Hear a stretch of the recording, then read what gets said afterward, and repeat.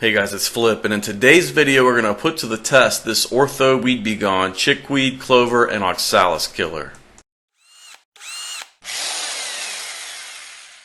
Alright guys, I've been busy with other projects lately, and as you can see, the Clover has taken over.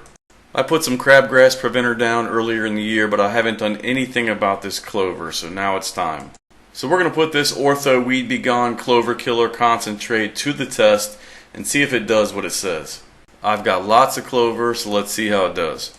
So what I'm going to do to make documentation a little bit easier is I've roped off this area and we're going to focus on it. I'm going to spray it and then I'll show you results almost daily for 2 weeks. I will spray the whole yard and I will show you an after shot of it at the end of the 2 weeks. But just for the day-to-day recording, we're just going to focus on this area. I feel like that'll help us notice more exact results. This little spot has a lot of clover in it, so we'll see how the product does. So the first thing we got to do is mix up our spray, and this concentrate calls for 1 fluid ounce per gallon of water. I've got a 2-gallon pump sprayer, so I went ahead and put in my 2 gallons of water. Then I measured out 2 ounces. The top of the bottle has measuring lines inside, so that makes it pretty easy. Then I added that in, then put on the pump and gave it a few pumps. So the product says it'll kill chickweed, clover, and oxalis, as well as creeping Charlie and wild violet. I've definitely got several of those going on, especially the violet and the clover, but this is mainly clover right here. The directions say to apply when weeds are actively growing, which these definitely are, and it says it's rainproof in 6 hours. The chemicals that are in this I'll put on the screen right now. That's why I'm wearing rubber boots and long pants and sleeves and gloves, because I don't like chemicals on me. You can obviously take whatever risk you want. The directions also say to not put it down when it's over 90 degrees, and it's also guaranteed to not harm your lawn. So I sprayed my marked off area and then the rest of the backyard. Now let's jump ahead and start looking at the results. This is 1 day later. Not a whole lot of change. 2 days later, starting to see a little bit of yellowing in places. 3 days after spraying, starting to see a little more results. This is 4 days after treatment.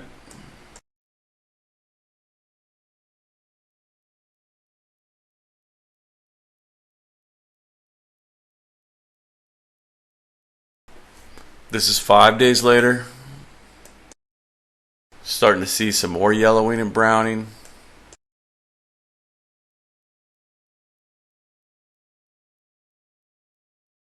This is 6 days later, and to me this is the most noticeable change from 1 day to the next. You could really start to see some yellowing and wilting of the clover.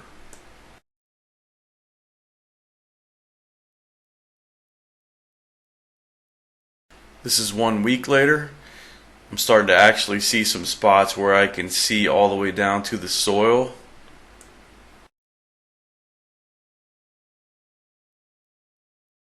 This is 10 days later, starting to definitely see some more browning and wilting of the clover. This is 11 days later. I did skip a few days here and there where there wasn't a lot of significant change from 1 day to the next. But here you can definitely see some more browning and shriveling up of the clover. Alright, it's been 2 weeks to the day since I put the product down, and I haven't cut the grass in this area yet. I've been mowing around this square just so you could see kind of the full picture of how it looks. So overall I'd say it did a pretty good job. There are some spots where you can see through all the way down to the soil, which you couldn't before. So I'll definitely be planting some grass seed this fall to fill it in. Some of the clover's turning yellow, some of it's gone, like right here, and some of it's still there. The clover was definitely thicker and fuller before I sprayed, but it's definitely not 100% gone. So I'm going to watch this over the next week or two, and I may reapply the product. It says you can reapply after 2 to 3 weeks, so I may end up doing that. So in just a second I'm going to mow this area and I'll show you a final look at this mowed and treated. But first let's take a look at the after shot of the whole backyard. So here's an after shot of the backyard after one treatment, and the first thing I'll say is it's just tough to cover a big area like this with a pump sprayer.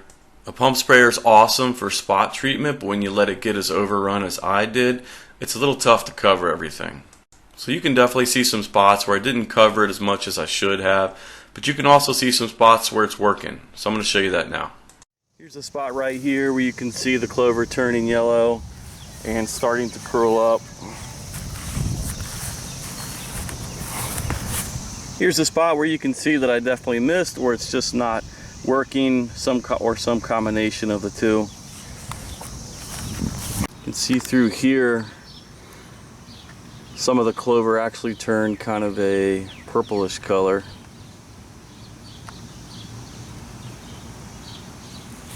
Here's another spot that I either missed or it just didn't work very well on. More than likely I just didn't cover it as much as needed. But here's a spot where the clover is definitely sick. So it's really, I think, just a matter of making sure it gets covered enough. So here's a final look at the test area after being mowed for the first time in 2 weeks.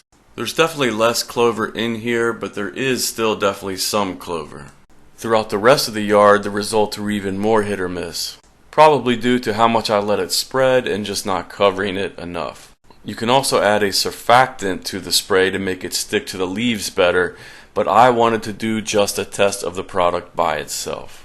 The product does need to be reapplied sometimes after 2 to 3 weeks, so I'm going to watch things over the next week or so, and I may do that.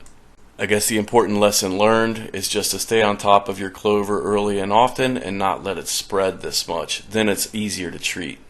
So I hope this video helped you out. If you enjoyed it, please hit the like button and subscribe to my channel. Thanks for watching.